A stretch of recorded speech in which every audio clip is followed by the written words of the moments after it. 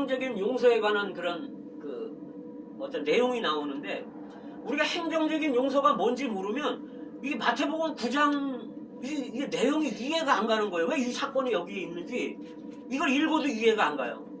이 내용은 어떤 내용이냐면요, 어떤 중풍병자가 있었는데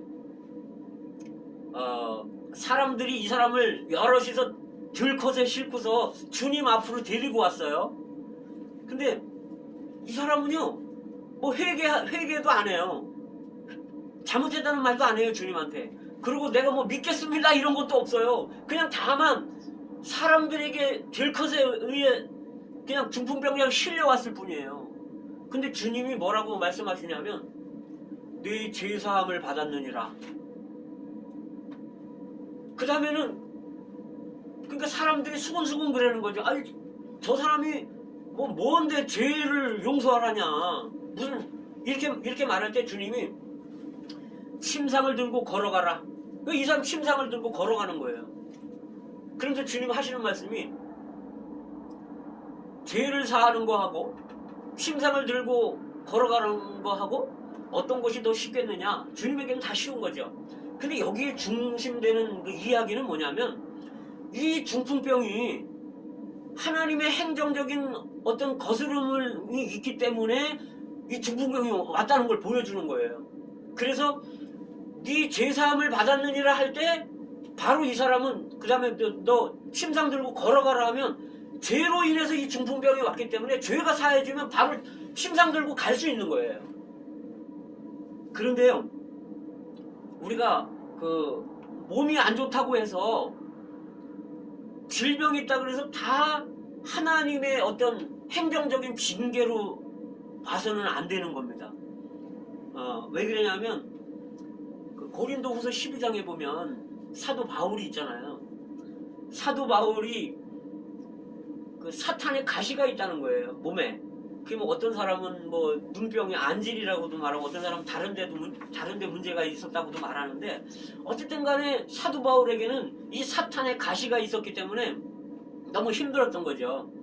왜? 가시니까 얼마나 찔렀겠어요, 바울을. 그래서 주님한테 3번 기도하잖아요.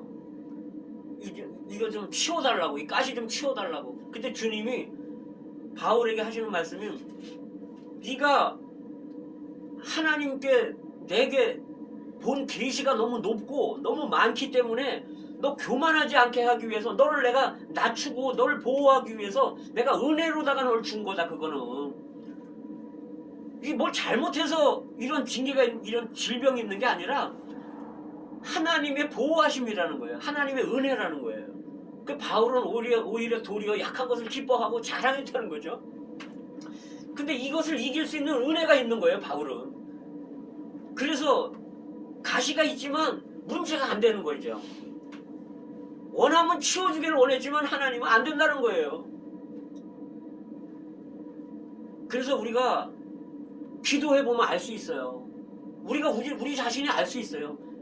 내게 어떤 질병이 있을 때 이것이 하나님이 내게 주신 은혜인지, 내가 하나님의 행정을 문제가 생겨서 죄를 보면서 이런 게 왔는지 알 수가 있습니다.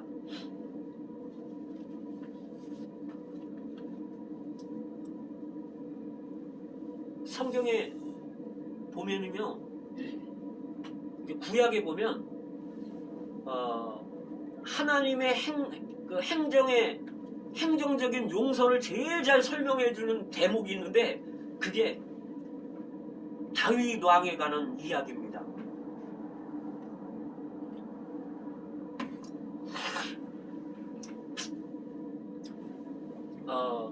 다윗 왕은요, 고난 받으시는 그리스도의 예표를 했잖아요. 그 다음에 전쟁하는 그리스도의 예표고, 하나님의 성전을 짓기 위해서 건축 자재를 모으는 그리스도의 예표, 사탄과 싸워 승리하는 그리스도의 예표.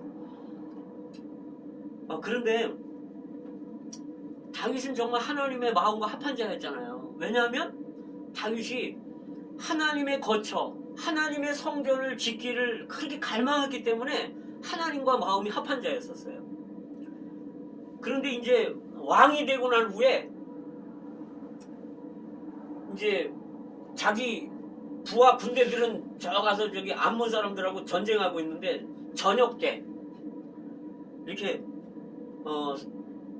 성벽 위를 이렇게 거닐다가 어떤 여인을 보게 됐어요. 그래서 그 여인을 이제 취하게 됐죠. 그랬는데 이 여인이 이제 집으로 돌아갔어요. 근데 얼마 안 있다가 통보가 왔는데 여인이 잉태를 했다는 거예요. 임신을 했다는 거예요. 이게 다윗이 볼 때 이제 심각하잖아요, 이제. 그러니까 그 남편이 누구냐면 이 다윗의 충실한 부하예요. 그러니까 그 부하를 전쟁터에서 불러냅니다. 그래서 이제 그 죄를 감추려고 다윗이 잔꾀를 부리는 거죠. 그리고서 이제 그 우리야라는 그 부하를 불러가지고 이제 물어보는 거죠. 야, 그 전쟁이 지금 어떤 상황이더냐? 이렇습니다. 아, 그래? 자, 그래. 그리고 이제 오늘은 너 니네 집에 가서 쉬어라. 그러니까 이 충실한 부하가 바깥에 법궤가 있고 그 다음에 이 그 하나님의 군대가 우리 이스라엘의 군대가 지금 들판에서 천막 치고서 전쟁하고 있는데 내가 어떻게 집에 가서 내가 편안하게 내가 잘 수 있습니까? 이러고 안 가는 거예요. 그리고 성문 바깥에서 아는 집에서 자는 거예요. 다음날 다윗이 또 불러가지고 이제 음식도 잔뜩 먹이고 술도 먹이고 이렇게 해가지고 또 너 집에 가서 집에 좀 가라. 집에 가라. 보냈는데 이 우리야가 나는 그럴 수 없습니다. 그리고 또 안 가는 거예요.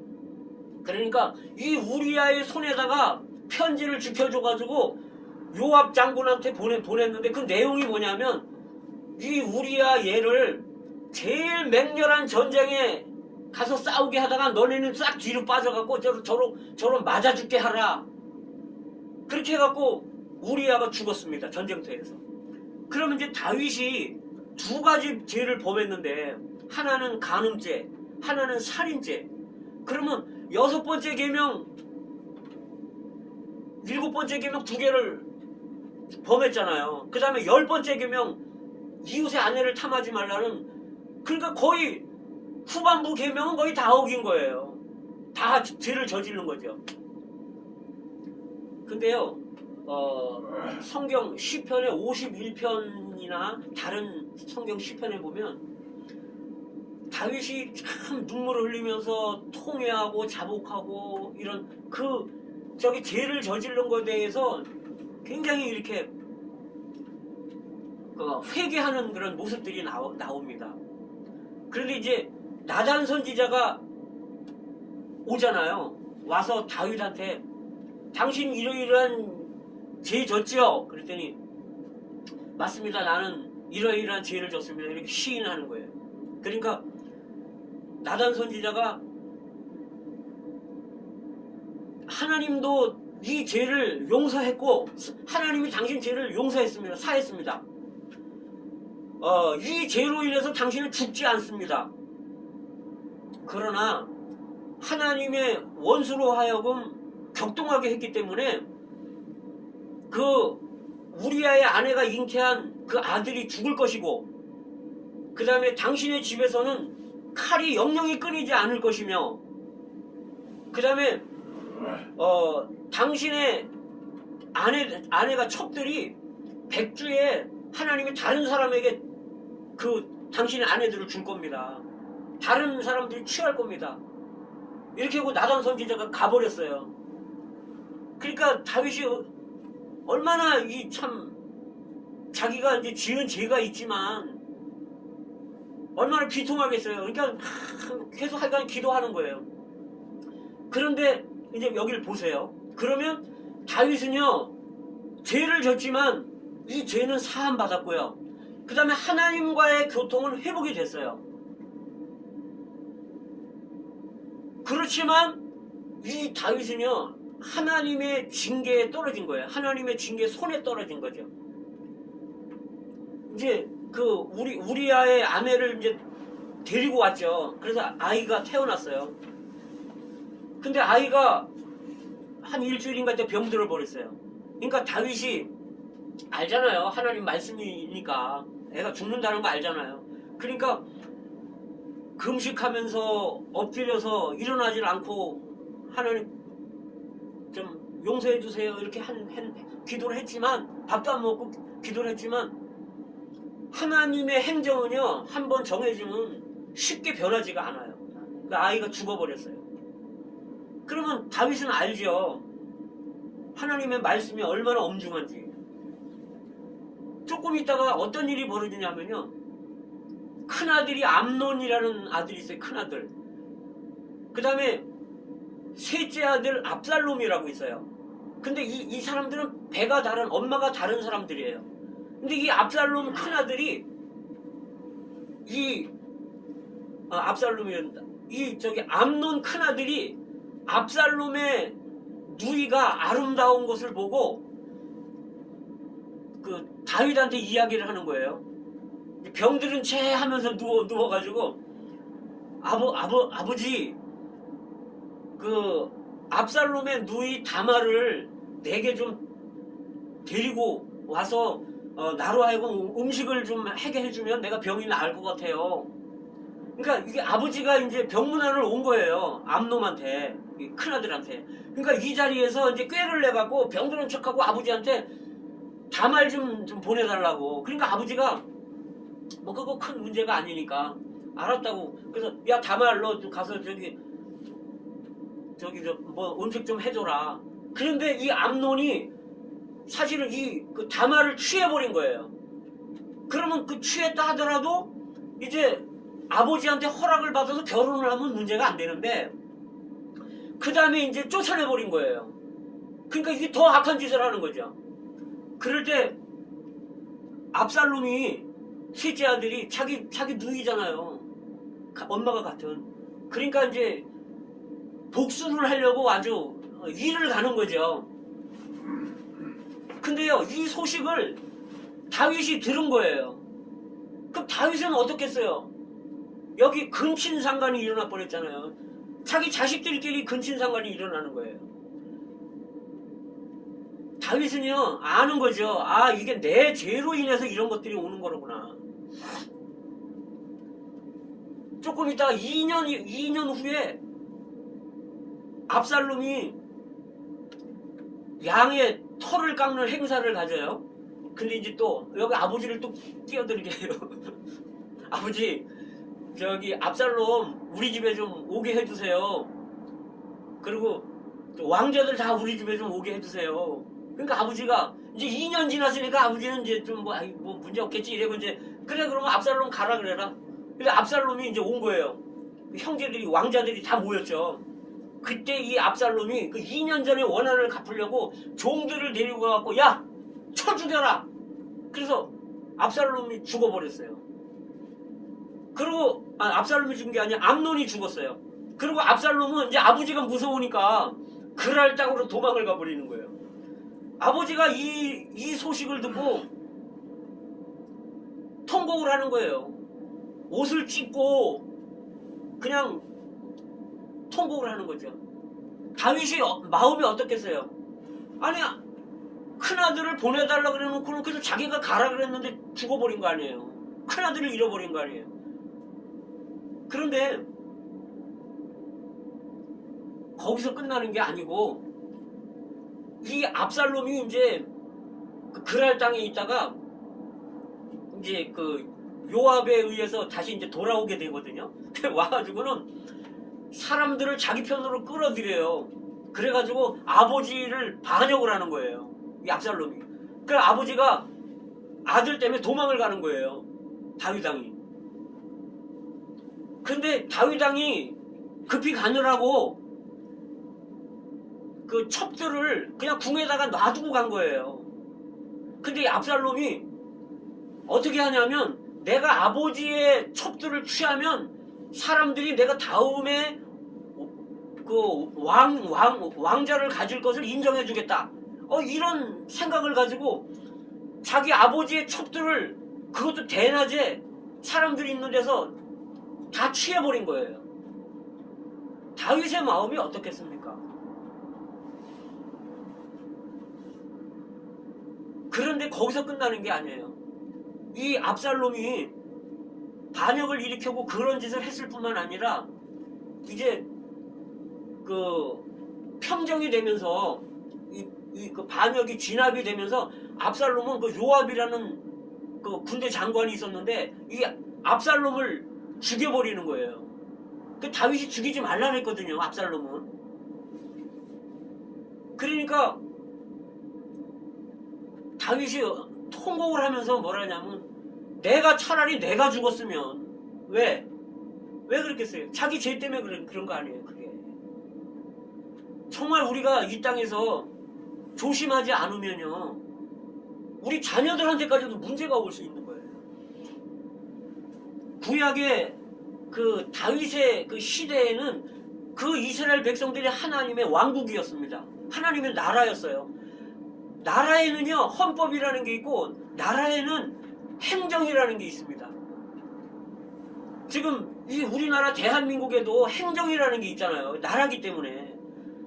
지금 이 시대에는요 교회가 하나님의 나라예요. 교회가 하나님의 왕국입니다. 그래서 로마서 14장 17절에서 하나님의 나라는 먹고 마시는 것이 아니요 우리가 이게 세상 사람처럼 이렇게 뭐 그렇게 즐겁게 그런 게 아니라는 거예요. 오직 성령 안에서 우리 안에 지금 성령이 계시잖아요. 여기도 성령이 지금 계시고 성령 안에서 의와 평강과 희락이라는 거죠. 내 자신에게는 의로워야 되고 그 다음에 다른 사람들에 대해서는 내가 평강을 가져야 되고 다투지 말아야 되고 그 다음에 하나님께 대해서는 내가 기쁨이 있어야 되는 거죠. 이럴 때 이것은 하나님의 왕국이라는 거예요. 지금 현재. 그래서 교회가 하나님의 나라라는 거, 왕국이라는 거예요.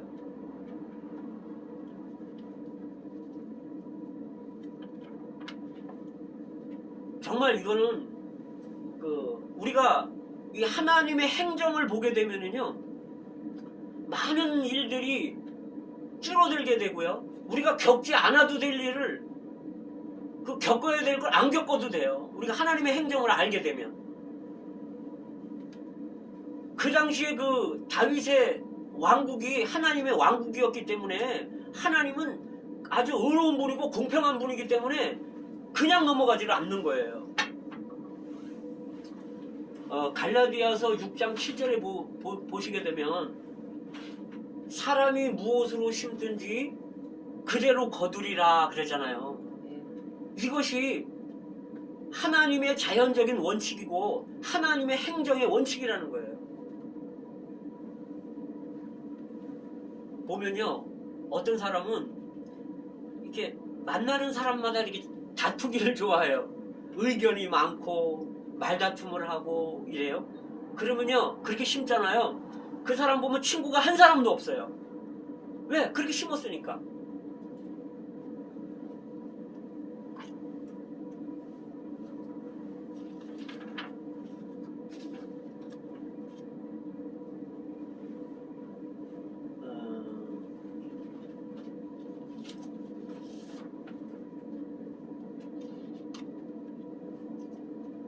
그래서 우리가 그 하나님의 손을 격동하지 않기를 배워야 됩니다. 죄를 지면 죄는 쉽게 용서가 돼요. 그래도 하나님과 교통도 쉽게 회복이 돼요. 근데 하나님의 방법은요 바뀌기가 어려워요. 한번 하나님이 정하시면 정말 바뀌기가 어렵습니다.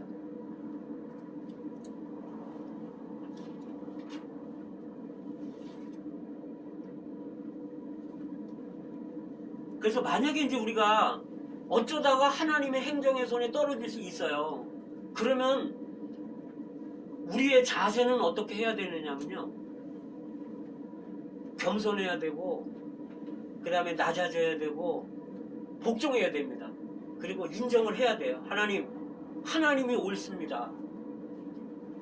내가 틀렸습니다. 그리고 원망하지 말고 불평하지 말고. 원망하고 불평하잖아요. 막 우리가 막 성질내고 이러잖아요. 그런 환경 가운데서. 그러면 하나님의 손이 더 조여옵니다. 아주 저기 얼마나 더 무거운지 몰라요.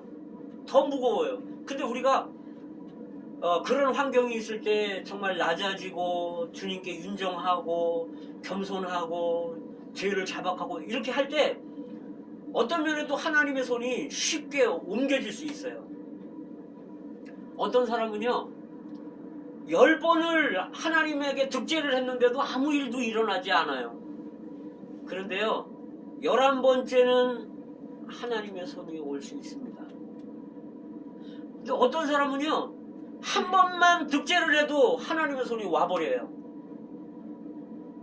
언제 하나님의 손이 올지 모릅니다. 정말 우리 주의해야 됩니다.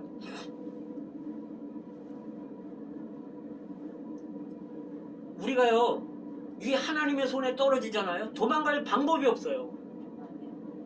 바다 끝으로 도망가면 거기도 하나님이 계시고 바다 속으로 들어가도 하나님이 계시고요. 우리 육체의 힘으로는 이 하나님의 손에서 빠져나갈 방법이 없어요. 그냥 순복하는 길밖에 없어요. 이 하나님의 손에 떨어지는 거는 엄중한 건데요. 왜 그러냐 하면요. 신앙을 버릴 수가 있게 되고요. 교회를 떠날 수가 있어요. 왕국 안에 천년왕국 안에 못 들어갈 수가 있기 때문에 엄중한 겁니다. 이거는. 모세 얘기를 조금 하겠습니다. 모세가 얼마나 하나님을 위해서 열심히 일을 했어요. 그죠? 애국 사람들을 200만 명을 이끌고 나온 사람 아니에요. 그리고 모세는요 지면에서 가장 온유한 사람이라 그랬거든요. 그런데 그 르비딤에서 민수기 20장이에요. 르비딤에서 백성들이 막 원망하는 거예요. 그 사막에서 얼마나 목이 마르겠어요. 그러니까 백성들이 막 원망하면서 물 달라고 아우성을 치는 거예요. 그러니까 모세가 이제 화가 난 거예요. 그래서 하나님한테 기도하는 거죠. 하나님, 저 잘못하면 돌멩이 던지겠습니다. 하나님이니까 하나님이 너는 지팡이를 들고 반석에게 명하라. 그러면 물이 나올 건데 그러면 그 물로 백성들을 먹여라. 그러면 여기서는 뭐라냐면 하나님이 지팡이를 들고 반석에게 명하라 이렇게 말했던 거예요. 그런데 모세는 이제 화를 내면서 말하기를 이 패역한 족속들아, 그거는요 어떤 의미냐면요 이 반역자들아 이런 의미예요. 내가 너희에게 물을 내랴 그러면서 자기가 물을 내는 것처럼 이 지팡이를 갖고 반석을 2번을 쳐버린 거예요. 그 물이 막 쏟아져 나왔죠. 그 백성들은 먹었어요. 근데 하나님이 뭐라 하시냐면 너 모세, 너 아론 나를 잘못 대표했기 때문에 너네들은 가나안 땅에 못 들어가. 이것이 하나님의 그 행정적인 징계입니다. 이게. 우리가 볼 때는 그렇게 큰 문제 같지 않아요. 그죠? 아니, 주님 죄송합니다. 어쩌다 보니까 내가 정말 화가 나가지고 화를 냈는데 아유 용서해 주세요. 이러면 끝날 것 같잖아요. 그렇죠? 한 면에서는 끝나요. 왜? 모세는 여전히 인도자 역할을 했고 그 다음에 하나님과 여전히 교통을 했어요. 그리고도 그 다음에 아론은요 여전히 제사장 일을 했어요. 하나님과 교통을 하게 되고. 그런데 아론에게는 뭐라고 얘기냐면 네가 제사장 옷을 벗을 때 너는 거기서 죽을 것이다. 그래서 아론은 결과적으로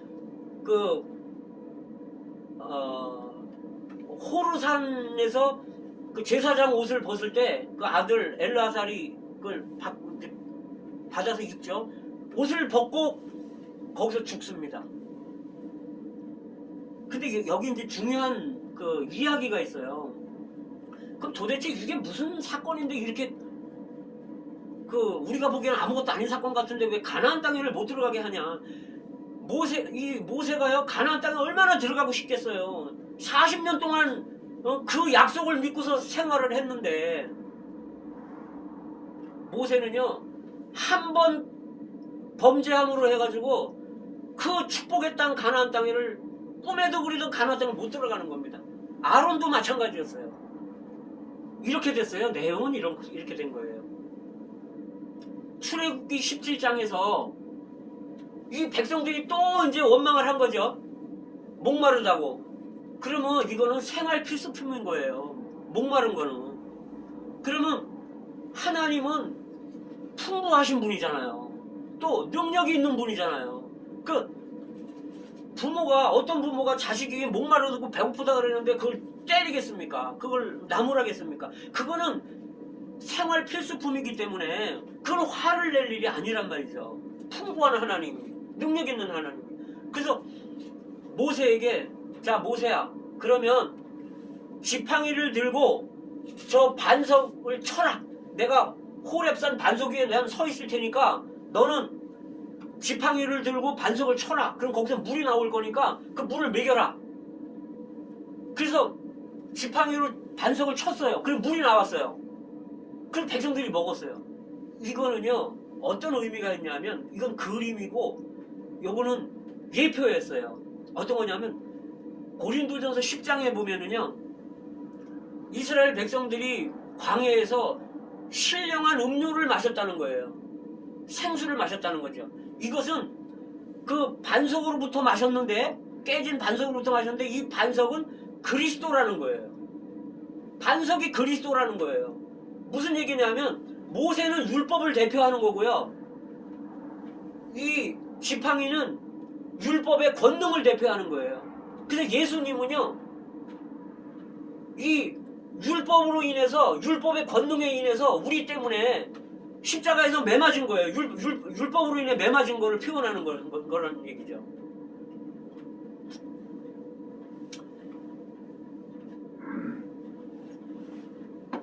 그런데요,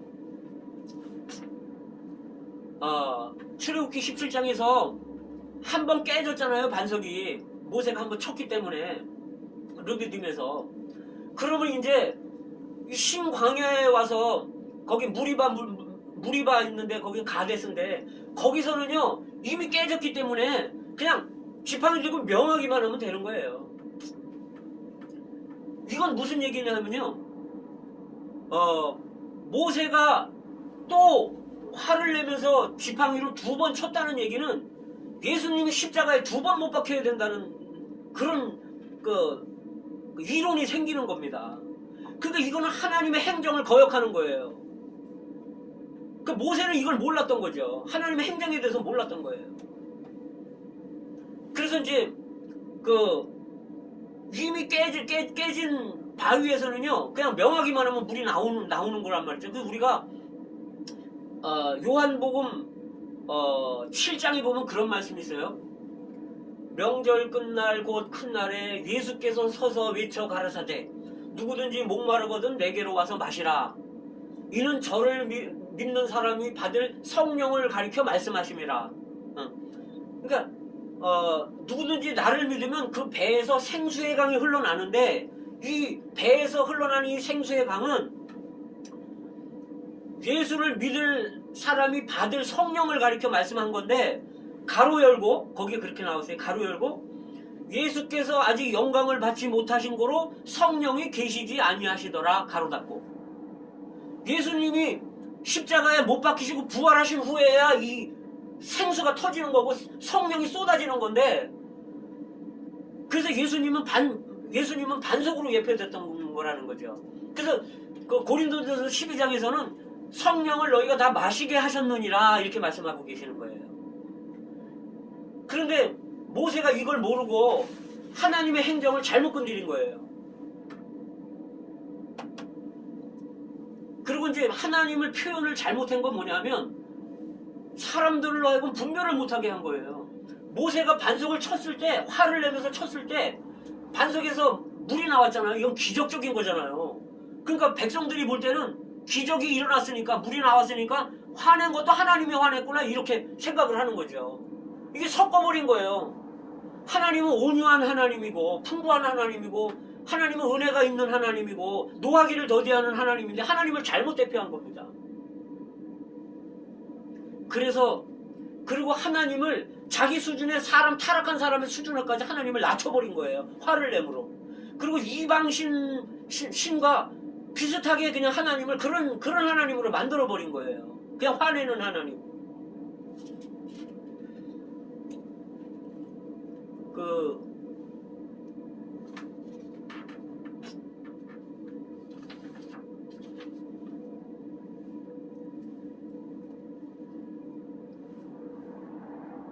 우리가 이제 엉뚱하게 행동하지 말고 정말 우리가 왕국 안에서 이 행정을 하나님의 눈치를 보면서 생활을 해야 되는데요. 많은 때에 내가 사람을 비판하잖아요. 그러면요 내가 그러한 비판에 떨어지게 되더라고요. 그리고 내가 어떤 사람을 용서하지 않잖아요. 그럼 그런 환경을 내가 겪으면서 똑같은 환경을 겪어버려요. 그래서 하나님으로 하여금 내가 잘못됐구나라는 느끼게 만드는 겁니다. 우리가 누구를 정죄하면 그 정죄에 떨어지고 누구를 판단하면요 내가 그런 판단을 받게 돼요. 20년 전에 내가 씨를 심었단 말이죠. 어떤 행동을 했어요. 20년 후에 그 열매를 먹는 겁니다. 우리가.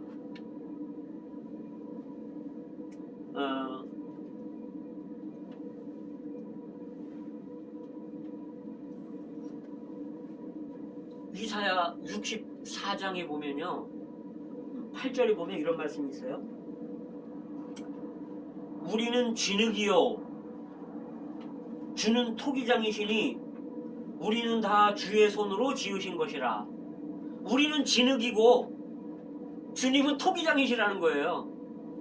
그런데 예레미야 18장에 보면 재미나는 말씀이 있는데 하나님이 예레미야 보고 그렇게 말씀하셔요. 야 예레미야야 너 토기장이의 집에 내려가 있어라. 그러면 내가 너에게 이를 말이 있다. 그러니까 예레미야가 이제 토기장이의 집에 가는 거예요. 가서 이렇게 보니까 토기장이가 농로를 발로 이렇게 돌리고 있는 거예요. 그러면서 그릇을 빚는 거죠 이렇게. 그런데 이 그릇이 깨져버린 거예요. 그런데 토기장이가 그걸 갖고 다시 다른 그릇을 만들더라는 거죠. 아마 뭐 높은 그릇을 만들다가 깨져서 작은 그릇을 만들는지 밥그릇을 만들다가 안 되니까 접시를 만드는지는 모르겠지만 그릇이 이 토기장의 손에서 깨졌다는 거예요. 그러니까 주님이 예레미야에게 임하셔서 말씀하십니다. 네가 뭘 보냐? 저 사람들이 진흙이 토기장이의 손에 있는 것처럼 너희들이 내 손에 있는 것이다. 예레미야에게 주님이 이렇게 말씀하셨어요. 주님의 손이 지금 우리에게 있습니다. 우리를 지금 그릇으로 빚고 계시는데요. 그릇으로 빚는 몇 가지 목적이 있어요.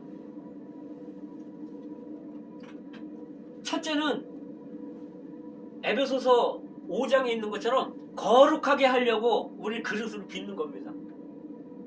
근데 우리가 이렇게 거룩하게 빚어지다가요 속된 거 문제가 생기잖아요. 그럼 그릇이 깨지는 거예요. 또 이제 거룩하게 하고 그 다음에 흠 없게 하고 주름 없게 하고 티 없게 하고 정말 이렇게 해서 두 번째는요 값어치 있게 하려고 그러는 거죠. 아주 귀하게 하려고 영광스럽게 하려고. 그런 그릇을 우리를 지금 그분이 빚고 계시는 거예요. 빠른 환경, 늦은 환경. 이 토기장이가 농로를 돌릴 때 발로 돌릴 때 어떨 땐 빠르게 돌리고 어떨 땐 천천히 돌리거든요. 그 우리 환경이 어떨 때는 이런 환경도 오고 어떨 때 저런 환경도 오고 그러는 거예요. 주님의 손이 지금 우리에게 와 있는 거예요. 이제 빚고 있는 거죠. 그래서 우리를 주님 앞에 영광스러운 신부로 만든다는 거예요.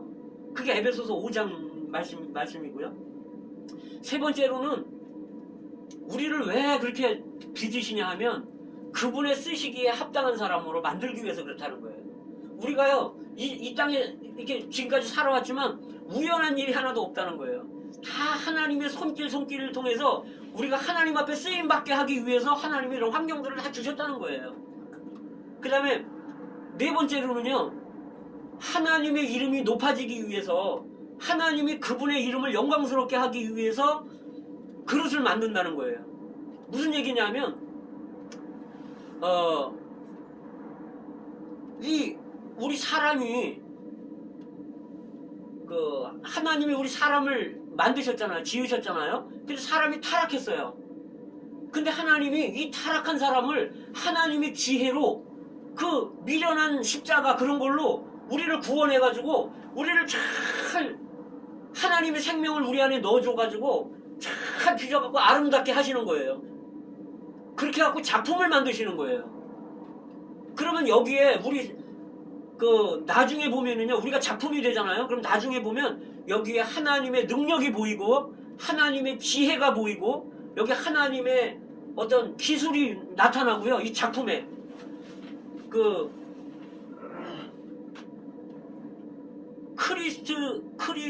크리티스 경매장이라고 있어요. 그리스티라는 경매장이 있는데 이게 어디냐면 미국 뉴욕에 있어요. 근데 전 세계에서 가장 큰 경매장이에요. 크리스티 경매장인데 거기서 이제 저기 분청사기가 있는데요. 조선시대 초기에 만든 거거든요. 근데 이게 33억에 낙찰이 됐어요. 33억. 분청사기가. 조선 초기에 어떤 도공인지는 알 수 없어요. 그죠? 여기 병이 이렇게 납작하면서 동그랗게 생겼어요. 납작해갖고 이렇게 동그랗게 물병처럼 생겼는데, 그러니까 그렇게 크지도 않아요. 근데 33억에 납찰된 거예요. 그러니까 그 사람은요, 정말 온 자기 기술, 온 지혜를 다 해가지고 그걸 만든 거예요. 그리고 고려 상감청자가 16억 5천만 원에 낙찰됐더라고요. 이건 뭘 말하냐면요, 그 작품은 그 사람의 표현이란 얘기죠. 근데요, 우리가 이제 처음에 이 그릇으로 빚어지잖아요, 흙으로. 그런 다음에 그냥 가만 놔두면 물을 이렇게 부으면은요, 그냥 쭈르르 다 흘러내려요. 이 그릇은 여기다가 이제 유약을 바르고 여기다가 이제 글씨도 쓰고 그림도 그리고 그러잖아요. 도공들이 뭐 화가가 그림도 그려요. 그럼 가치가 더 가는 겁니다. 그렇게 한 다음에 요거를 가만 놔두면 이렇게 확 눌러버리면 찌그러들어요. 그죠? 그럼 이걸 어떻게 하냐면 이제 가마솥으로 갖고 가는 거예요. 가마. 그래서 초벌구이, 두벌구이 뭐 한 1500도 2000도에 막 집어넣으면 고기를 거치고 나온 도기들은요, 자기들은 기가 막힌 거예요. 누가 만들었냐에 따라서 더 기가 막힌 게 다른 거지. 값어치가 더 다른 거예요. 보면은요, 교회 안에, 교회 바깥에 주님이 이렇게 빚으시다가 깨져가지고 주님이 실력이 없어서 주님이 깨는 게 아니라 본인 스스로 깨는 거예요. 사탄에 의해서 깨지는 거예요. 이 깨진 그릇들이 널려져 있는 거예요, 세상에. 예수 믿다가 뒤로 물러가고, 거룩한 생활을 하다가 깨져버려가지고, 어떤 집안은 뭐 신앙생활 떠나고, 교회도 떠나고, 어떤 데는 뭐 가정도 파탄 나고, 자녀들도 문제가 생기고, 깨진 그릇들이 그냥 널려 있는 거예요, 지금. 근데, 어떤 그릇은 이렇게 이 글씨를 쓰고 그림을 그리는 건 뭐냐면요, 하나님의 말씀을 우리한테 이렇게 하나님이 새기는 겁니다, 이게. 그런데 환경을 안 고치면 이 말씀이 그냥 환경 오면 그냥 사라져버리고 없어져 버려요. 이건 도자기처럼 이 하나님의 진리가 우리 안에 다 이렇게 새겨진 있은 후에는 환경을 거쳐야 돼요. 바울처럼. 그럼 이제 불가마 속에 딱 들어갈 때 그 몇천 도를 견디면은요, 나오면 너무나 영광스러운 그런 하나님의 그릇들이 된다는 거죠. 값어치 있는 그릇들. 근데 어떤 그릇은 가마에 들어가면요, 새카맣게 타버리고 안 나오는 거예요. 어떤 그릇은요, 가마 안에서 그냥 터져버리는 거예요. 그냥 깨져버리고 마는 거예요. 우리에게 오는 환경들이 우연한 환경은 아니에요. 그래서 우리가 처음부터 신앙생활을 시작할 때부터 이 하나님의 행정을 알게 되면은요, 우리는 정말 하나님을 경외하게 되고 하나님을 의롭다고 하게 되고 거룩하다고 하게 되고 정말 우리가 겸손한 사람이 될 수 있고요. 함부로 행동하지 않는 사람이 될 수 있습니다. 그러니까 하나님의 행정만 우리가 본다면, 교회 안에서 하나님의 손만 본다면 안 겪어도 될 일들, 그런 거 안 겪는 거예요. 우리가 겪을 일들 안 겪어도 된다는 거예요.